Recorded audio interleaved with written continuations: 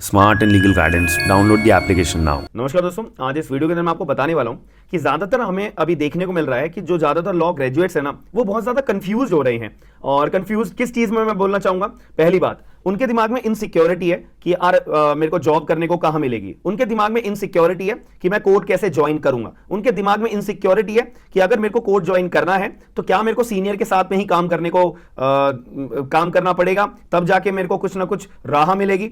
और ज्यादातर लोग कंफ्यूज में है कि यार मेरे को जॉब कंपनी के अंदर कैसे मिलेगी, मेरे को इंटर्नशिप कोई भी ऑर्गेनाइजेशन के अंदर, कंपनी के अंदर, या फिर मेरे को किसी सीनियर के पास में मेरे को इंटर्नशिप कैसे करने को मिलेगी, और क्या मैं इंटर्नशिप जब मैं कर रहा हूं तो वो मेरा सही स्टेप रहेगा एक अच्छा वकील बनने के लिए। तो ये बहुत सारे क्वेश्चंस हैं जो ज्यादातर अपने लॉ ग्रेजुएट्स के मन में कंफ्यूजन देखने को मिल रही है। देखो, अगर मैं आपको क्लियर बात बोलूं, ये कंफ्यूजन तो जायज बात है। अगर मैं आपकी स्टेज पे था तो मेरे दिमाग में बहुत ज्यादा कंफ्यूजन थी, मैं भी बहुत ज्यादा भटका था और बहुत ज्यादा डिफिकल्टीज देखने को मिली थी।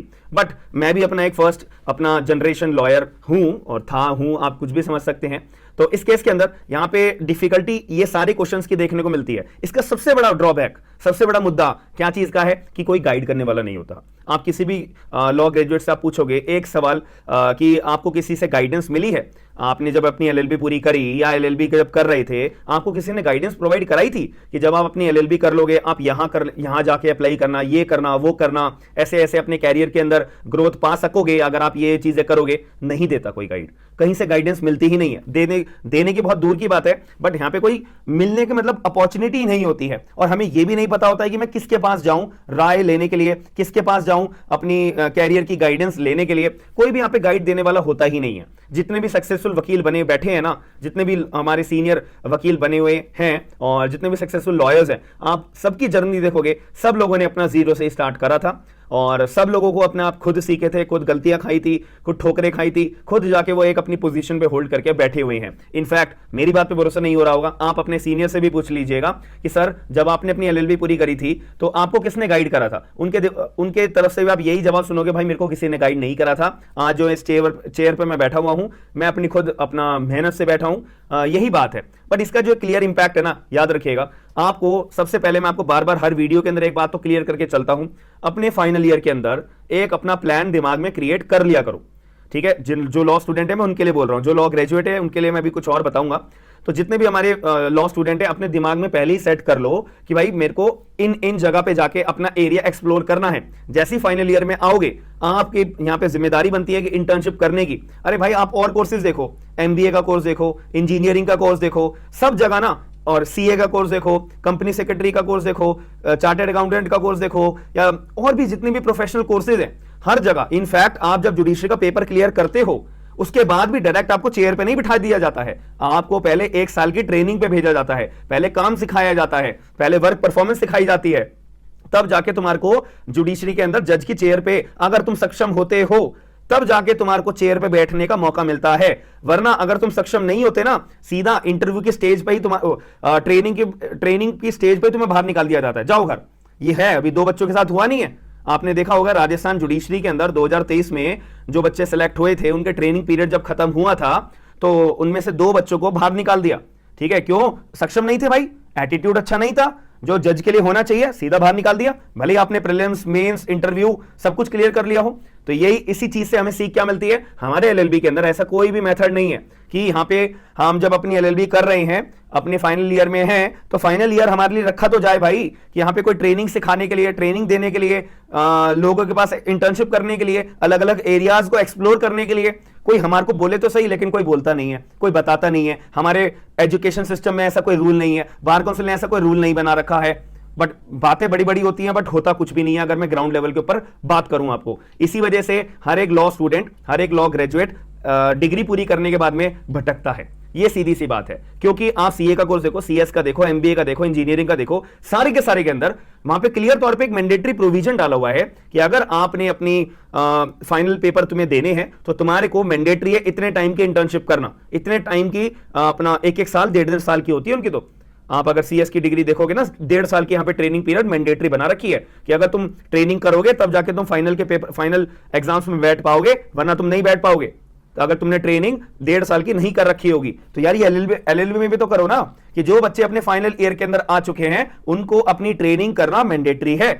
आधी जिम्मेदारी कॉलेज वालों की है कि जो बच्चे अपना मेरिट पे आ रहे हैं उनकी कॉलेज वाले इंटर्नशिप लगाएं, आधे बच्चों की यहां पे अपनी जिम्मेदारी है कि वो अपनी इंटर्नशिप करें।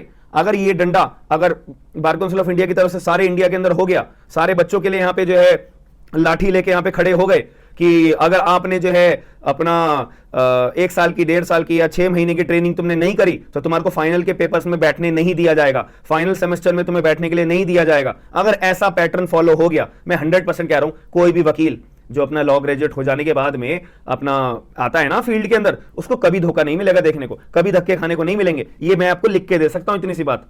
बट हमारा एजुकेशन सिस्टम है, उसमें थोड़े से चेंजेस होने चाहिए। ये मैं इसलिए बता रहा हूं वीडियो के अंदर ताकि बार काउंसिल ऑफ इंडिया तक अगर मेरी बात जाए तो वो अपने particular concern in future rules के अंदर इस बात को गौर करे और ये कोई मैंडेटरी प्रोविजन लगा दे कि अगर डिग्री करनी है एलएलबी की, इतने टाइम की ट्रेनिंग करनी पड़ेगी ही पड़ेगी, बात ही खत्म।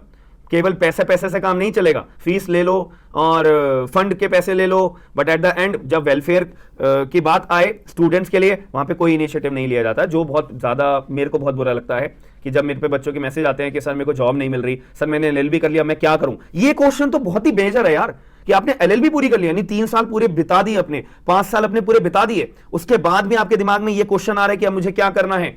ये उस बच्चे की गलती नहीं है, ये एजुकेशन सिस्टम की गलती है मेरे मुताबिक। एजुकेशन सिस्टम के अंदर जो पैटर्न फॉलो करना चाहिए ना, वो फॉलो नहीं किया जा रहा है, जो बहुत बड़ा ड्रॉबैक मुझे नजर आता है।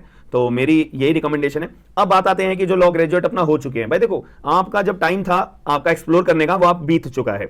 अब मैं आपको यही रिकमेंड करूंगा कि आपको जो है जॉब्स पाने के लिए पहले अपने अंदर स्किल्स जगानी पड़ेगी, यानी कि आपको अपने ऊपर 1 साल का काम करना पड़ेगा। अब आप ये समझिए कि मैं एग्जाम देने जा रहा हूं, या आप ये समझिए कि मेरे को जॉब पानी है। दोनों ही चीजों में आपको अपने ऊपर स्किल्स जगानी पड़ेगी। स्किल्स मैं कैसे जगाऊंगा? पढ़ाई करके भाई। बिना पढ़ाई करे आपको कोई हायर नहीं करेगा, बिना पढ़ाई करे आप कभी भी जज के आगे खड़े नहीं हो पाओगे, बिना पढ़ाई करे आप कभी भी जज के सामने आर्गुमेंट नहीं कर पाओगे, बिना पढ़ाई करे कभी भी आप जो है जज के सामने अपना जो भी रिलीफ पाना चाहते हो वो कभी पा नहीं पाओगे। अरे भाई जब पढ़ाई नहीं करी तो मेरे को कॉन्फिडेंस कहां से आएगा अंदर से कि मैं जज साहब से बहस जो कर रहा हूं, अपना कानून के अंदर जो लिखी हुई बात है मैं उस पर बहस कर रहा हूं, कैसे पता लगेगा?